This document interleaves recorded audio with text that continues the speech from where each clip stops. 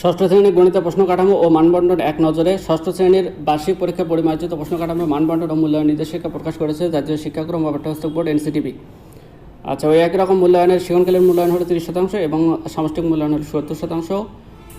আর এখানে মঙ্গলবার এনসিটিভি সূত্র এই তথ্য দৈনিক আমাদের বার্তাকে জানিয়েছে। আচ্ছা, এখানে অভিজ্ঞতা নাম, ঐকিক নিয়ম, শতকরা এবং অনুপাত, পৃষ্ঠায় এত নম্বর, সৃজনশীলের মূল্যায়ন 30% এবং সামষ্টিক মূল্যায়ন 70%। সৃজনশীলের মূল্যায়নের প্রশ্নের ধারা ও মানবন্টন, নমুনা প্রশ্ন এখানে দেওয়া আছে, দেখেন এখানে নমুনা প্রশ্ন আছে, অনুসন্ধানমূলক কাজ আছে, শ্রেণীর কাজ আছে।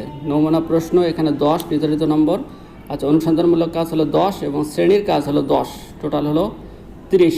সামষ্টিক মূল্যায়ন প্রশ্নের ধারা, আচ্ছা, নৈর্ব্যক্তিক প্রশ্ন, সংক্ষিপ্ত উত্তর প্রশ্ন, রচনামূলক প্রশ্ন, সব মিলে এখানে আছে 3 ঘন্টা।